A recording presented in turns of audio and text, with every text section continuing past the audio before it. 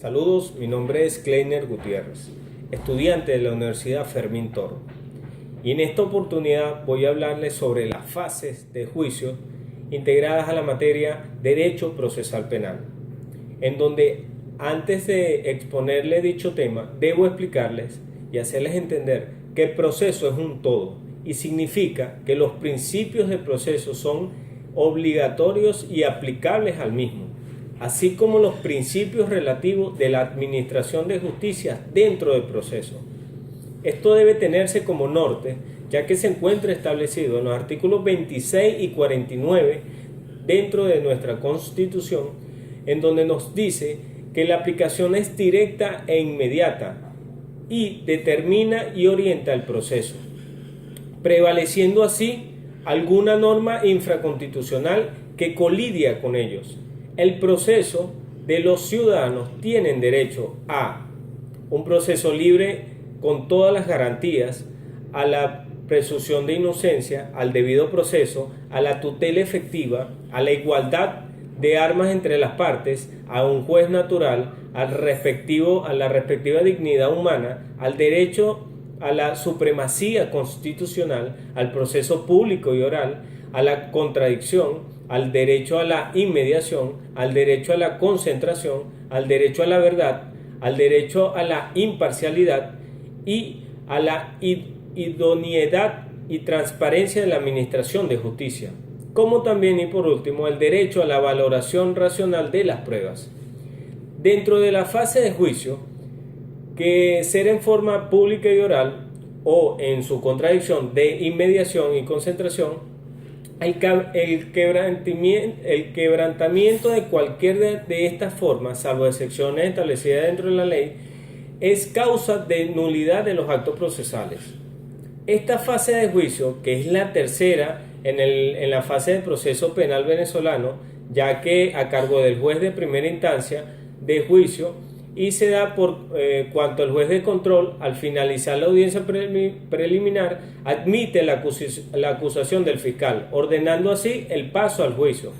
Es así como se marca el inicio de la fase, con el auto de apertura de juicio, según lo estipula el artículo 314 del Código Orgánico Procesal Penal, donde dicho auto deberá contener la siguiente información, que es la decisión por la cual el juez o jueza admite la acusación y se dictará ante las partes. El auto de apertura de juicio deberá contener 1. La identificación de la persona acusada, siguiendo con la segunda, que es una relación clara y precisa, circunstanciada de los hechos, su calificación jurídica provisional y una exposición suscrita de los motivos en que se funda tal relación, y de ser el caso, las razones por las cuales se aporta la calificación jurídica de la acusación. 3. La prueba admitidas y las estipulaciones realizadas entre las partes. 4. La orden de abrir el juicio oral y público. 5. El emplazamiento de las partes para que, en el plazo común de 5 días, concurran ante el juez o jueza de juicio. 6. La instrucción al secretario de remitir al tribunal competente la documentación de las actuaciones y los objetos que se indicaron. Este auto será inapelable, salvo a la aplicación que se refiera sobre la prueba inadmitida o una prueba ilegal admitida. En esta fase es donde se realiza el debate oral. Esto se encuentra tipificado en el artículo 321 del Código Orgánico Procesal Penal y público en el 316 del mismo, donde las partes, entiéndase por parte, como fiscal del Ministerio Público, imputado, defensor, víctima o víctima querellante en tal caso, demostraran sus pretensiones ante el juez de juicio a los efectos de obtener sentencia condenatoria o absolutoria en contra o a favor del acusado respectivamente. En esta fase son de importancia el principio de inmediación. Esto se encuentra tipificado en el artículo 315 del Código Orgánico Procesal Penal venezolano y el principio de publicidad en el artículo 316, donde todo lo que sucede en el debate constará en actas. Esto se encuentra tipificado en el artículo 317 del Código Orgánico Procesal Penal venezolano, y las audiencias deben ser continuas, ininterrumpidas, deberán realizarse en el menor tiempo posible según el artículo 318 y llegar a subsanarse.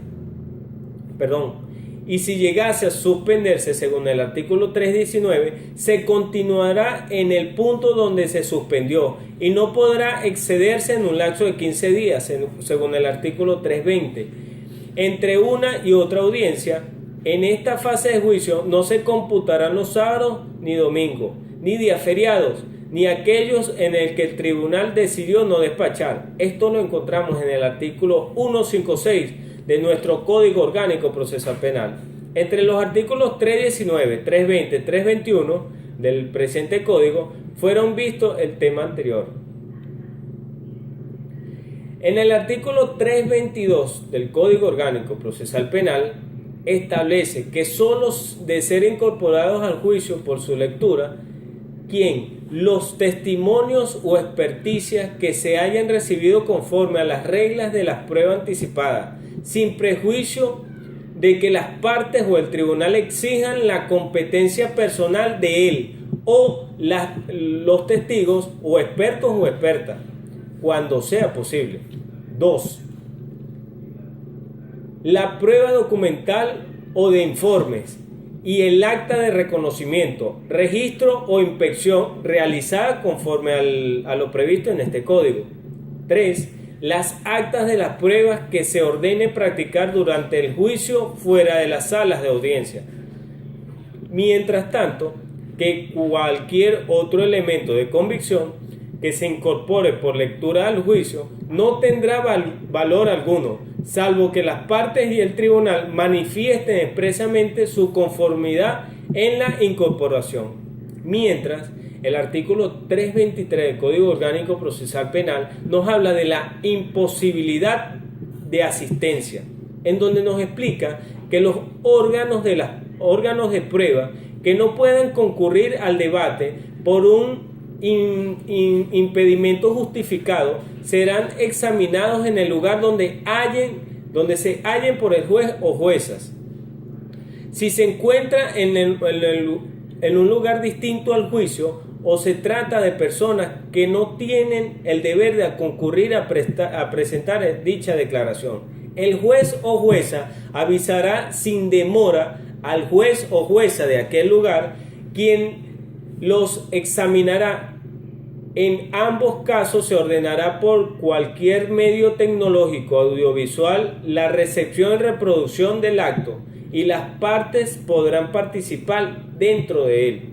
El artículo 324 nos habla sobre la dirección y la disciplina, en donde explica que el juez o jueza dirigirá el debate, ordenará la práctica de las pruebas y exigirá el cumplimiento de las solemnidades que correspondan.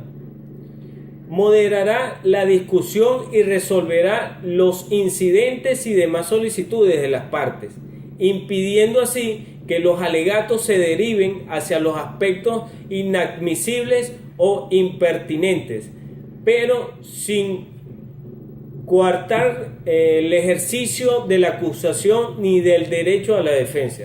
En el artículo 325 nos habla de la fijación de debate, en donde el juez o jueza señalará la fecha para la celebración de la audiencia de juicio, que deberá tener lugar no antes de 10 días ni después de 15 días hábiles desde la recepción de las actuaciones, y ordenará la citación de todos los que deberán concurrir al debate. La prueba complementaria la encontramos en el artículo 326, y para finalizar con esto nos explica que las partes podrán promover nuevas pruebas acerca de las cuales hayan tenido conocimiento con posterioridad a la audiencia preliminar.